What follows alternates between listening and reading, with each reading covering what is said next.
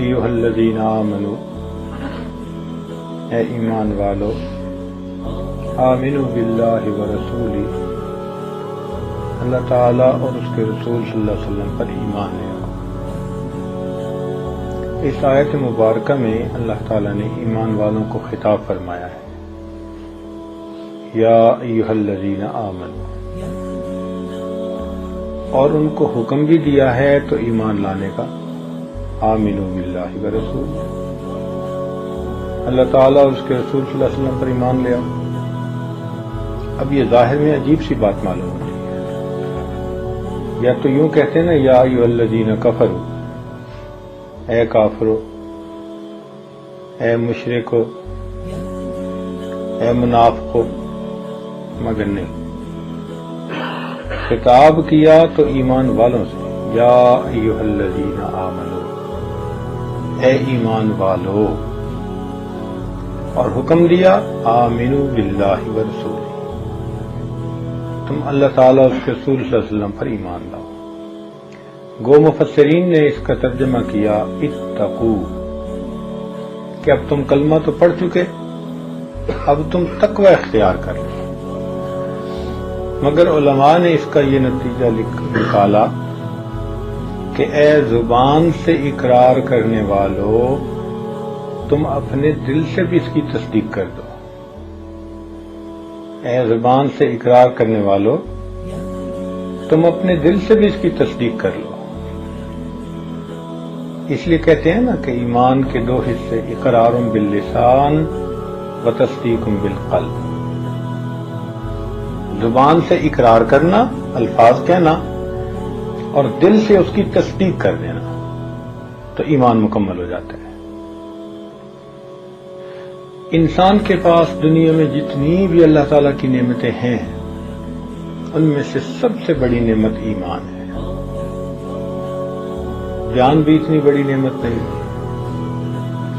رزق بھی اتنی بڑی نعمت نہیں، عزت بھی اتنی بڑی نعمت نہیں، سب سے قیمتی اور سب سے بڑی نعمت بندے کے پاس وہ ایمان والی نعمت ہے۔ ایمان کہتے کس کو ہیں؟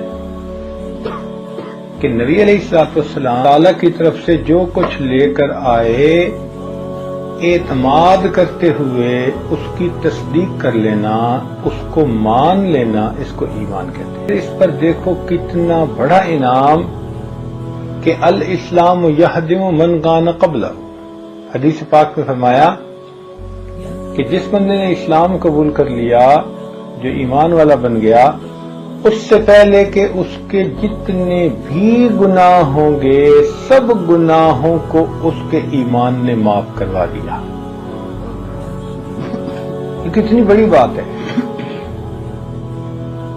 پہاڑوں کے برابر بھی اگر گناہ ہیں، اتنا بوجھ ہے گناہوں کا کہ پہاڑ پہ رکھ دیں تو وہ بھی دبنے لگے، اللہ تعالیٰ ایمان لانے پر ان گناہوں کو بھی معاف فرما دیتے ہیں۔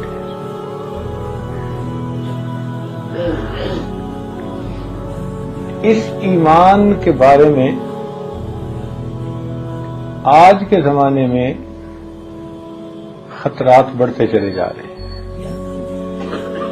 حالات ایسے ہو رہے ہیں کہ بندے کے لیے ایمان بچانا مشکل سے مشکل تر ہوتا چلا جا رہا ہے۔ اس لیے دل میں یہ بات آئی کہ کیوں نہ ایمان کے متعلق کی چند باتیں کہی جائیں، اس لیے کہ جتنی قیمتی چیز ہو پھر اس کی حفاظت کے بارے میں اتنا ہی زیادہ تذکرہ ہونا چاہیے۔ سب سے پہلی بات ایمان کے بارے میں یاد رکھیں کہ ایمان انسان کو طلب سے ملتا ہے۔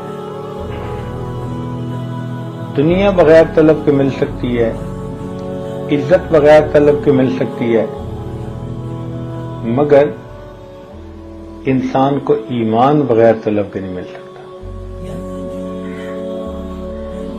چنانچہ دنیا میں اس کی کتنی مثالیں موجود ہیں۔ ابو جہل کو دیکھیں کہ نبی علیہ الصلوۃ والسلام کا چچا ہے، خونی رشتہ، اگر شکل و صورت دیکھیں تو بہت خوبصورت تھا، عقل و دانائی کو دیکھیں تو ابو الحکم کہا جاتا تھا، داناؤں کا باپ. صحت اچھی، دنیا میں اس کی عزت کا ڈنکا بجا ہوا ہے، لیکن اگر اس نے دل میں طلب نہیں رکھی تو اس کو دنیا میں ایمان نہیں ملا. جب دل میں طلب ہوتی ہے تو ایمان نصیب ہوتا ہے، اور جب انسان بے طلب بن جائے تو ایمان جیسی دولت سے بھی محروم ہو جائے. ہم یہ نہ سمجھے کہ جی ہم مسلمانوں کے گھر میں پیدا ہوئے اب ٹھیکیدار بن گئے اسلام کے. یہ نہیں ہے مسئلہ. طلب دل میں ہو تو پھر اللہ تعالیٰ یہ نعمت انسان کے دل میں باقی رکھتے ہیں. دیکھیے، ہر انسان چاہتا ہے کہ اس کے جو قریبی لوگ ہیں نا وہ نعمتوں سے نوازے جائیں.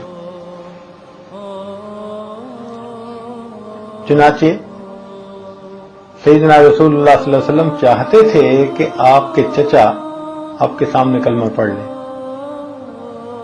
اور آپ نے کہا بھی صحیح کہ چچا ابو طالب آپ میرے کان میں اگر کلمہ پڑھ لیں گے تو میں قیامت کے دن ایمان کی گواہی دے دوں گا. اب اللہ تعالیٰ کے محبوب کی کتنی چاہت ہوگی جو یہاں تک فرما رہے ہیں اپنے چچا سے، تو ان کے دل میں کتنی تمنا ہوگی کہ میرے چچا ایک مرتبہ یہ کلمہ کہہ دے.